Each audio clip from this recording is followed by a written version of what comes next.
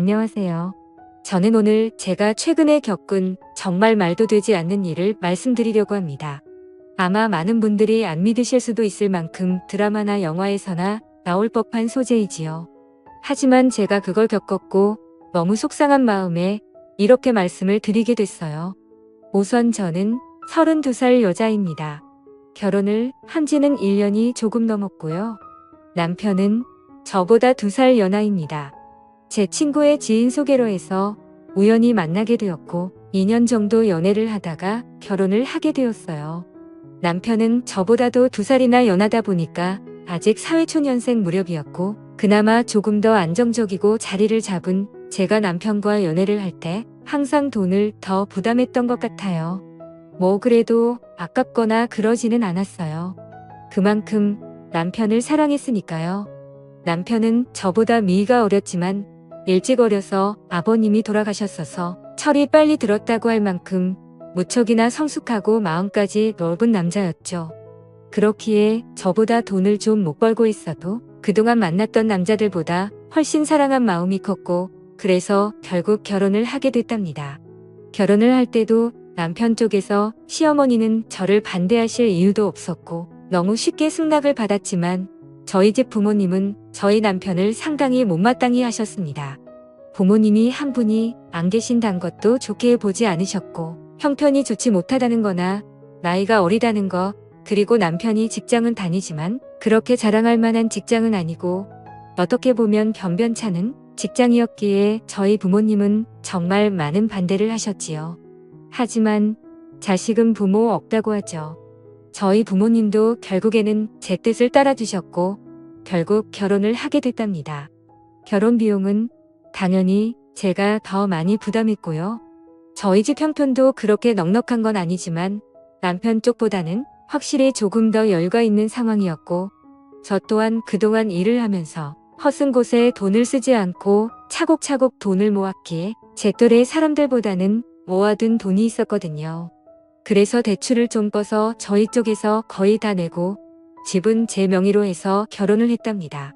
이건 남편과 저와의 기본적인 설명이고요. 이제 제 여동생 이야기를 꺼내야 될 것 같네요. 저는 형제 중 여동생 하나 있어요. 여동생은 저랑 5살 차이가 나죠. 저랑은 완전히 정반대의 스타일이랍니다. 여자들끼리 흔히 여우라는 표현을 많이 쓰잖아요. 딱 저희 동생이 그런 스타일이에요. 질투심도 엄청 많고 어렸을 때부터 부모님 사랑을 독차지하고 싶어서 저에게 피해를 주면서까지 몹쓸 행동도 참 많이 하는 아이죠.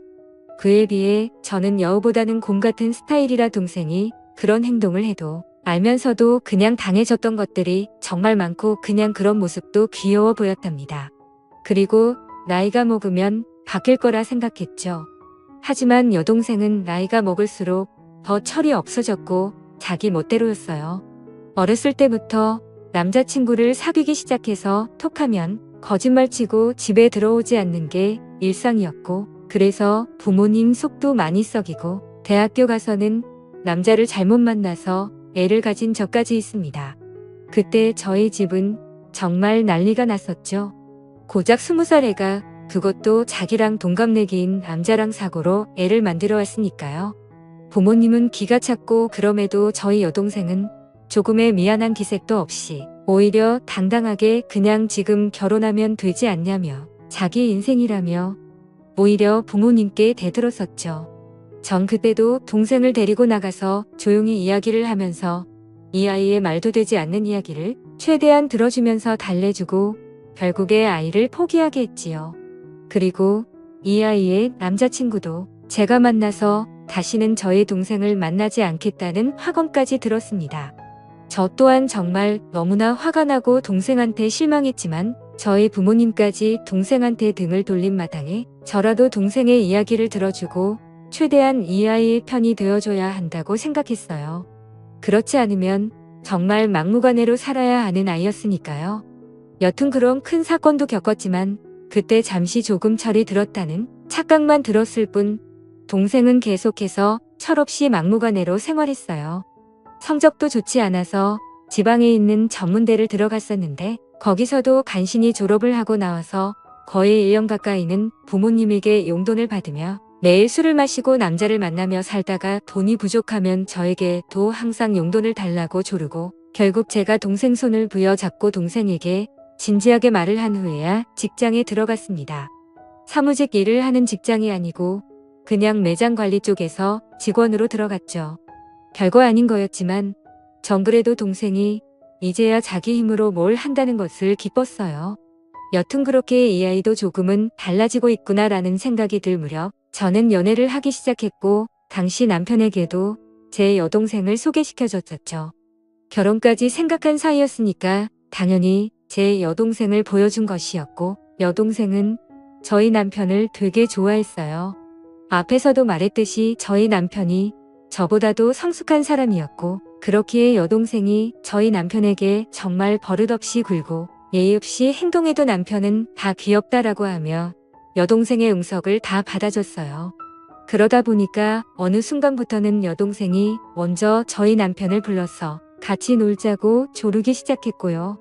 저는 그래도 여동생이 저희 남편을 좋아하고 잘 따르는 것에 안도를 하고 남편 또한 여동생을 정말 귀여운 동생이라고 생각하는 것이 보여서 결혼 전부터 셋이 종종 모여서 많이 놀았습니다.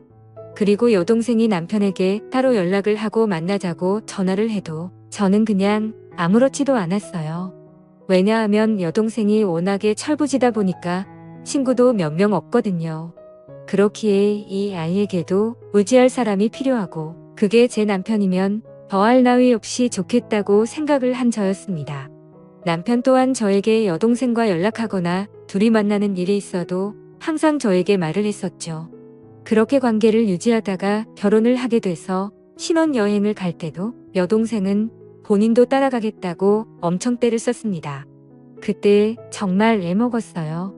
하지만 남편이 하루 내내 동생을 달래서 겨우 뜨지 말리고 다녀왔지요.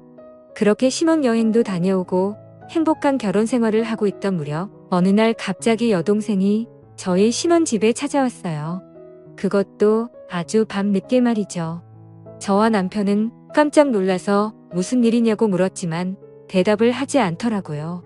그래서 바로 저희 부모님께 전화를 걸었더니 여동생이 너무 잦은 위박을 해서 뭐라 한마디 했더니 집을 나가 버렸다고 하더라고요. 저는 여동생에게 어서 집으로 들어가서 부모님께 말씀드리라고 했지만 저희 남편은 저와는 정반대로 동생을 다독여주며 달래줬어요. 동생은 결국 그날 집에 안 들어갔고 저희 집에서 생활을 하기 시작했답니다. 집에 돌아가도 자기는 또 뛰쳐나올 거라고 차라리 여기서 살고 싶다고 몇 날 며칠을 떼를 써서 저는 끝까지 반대했지만 결국 남편이 허락을 했고 동생은 저희 집에서 생활을 하게 됐지요.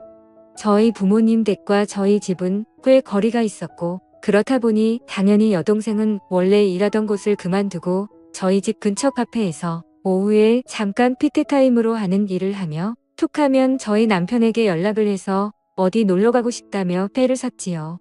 그리고 저와 남편이 퇴근을 하고 돌아와서 셋이 집에 있을 때도 동생은 항상 남편 옆에 붙어 있고 저는 집안일을 하거나 떨어져 있었어요. 아니 더 정확히 이야기하면 여동생이 저를 질투하듯이 남편에게 먼저 가서 아안을 떨고 항상 남편을 졸졸 쫓아다녔지요. 저는 이런 여동생의 모습에 화가 나기도 해서 남편에게 가끔씩 투정을 부린 적도 있지만 남편은 제 여동생이 어렸을 때 그런 큰 일도 겪었다는 거에 안타깝게 생각한다면서 저의 투정보다는 항상 여동생을 더 먼저 신경 쓰기 시작했지요. 그리고 저도 여동생을 견제한다는 게 뭔가 말이 안 되고 제 스스로 웃기기도 해서 그냥 신경을 쓰지 않으려고 노력했답니다. 그러던 중에 제가 잠깐 3박 4일로 출장을 가야 될 일이 생겼었어요. 그런데 뭔가 단둘이 집에 남겨두기에는 조금 그랬기에 여동생에게 그냥 이제 집에 돌아가라고 이야기를 했지만 당연히 제 말을 듣지는 않았고 남편도 그 주에 일이 바빠서 집에 늦게 들어올 것 같으니까 저보고 그냥 안심하고 다녀오라는 말을 했지요. 저는 그래서 한편의 불안감을 남겨둔 채 출장을 가게 됐습니다. 출장을 가면서도 계속 남편과 연락을 하면서 갔고 거기서 일을 보는 도중에도 틈틈이 연락을 했어요. 그러다가 거기 일정이 예정보다 하루 일찍 마치게 되었고 그냥 거기서 하루 쉬고 올 수는 있었지만 저는 바로 그날 출발해서 집에는 새벽에 도착을 하게 되어서요. 그렇게 집 비밀번호를 열고 들어가는데 우선 눈에 보이는 거실에는 안주거라고 보이는 여러 음식과 함께 술이 있었고 저는 바로 동생 방을 가보았지만 동생이 없기에 불안한 마음으로 문이 닫혀 있는 저와 남편의 침실이 있는 방의 문을 열었더니 남편과 동생이 연인처럼 누워있더라고요. 저는 그 순간 정신이 멍했습니다. 아니 그 상태로 몇 초 정도를 아무 말도 못하고 있었던 것 같아요. 그리고 나서 정신이 번쩍 들었고 소리를 질렀죠.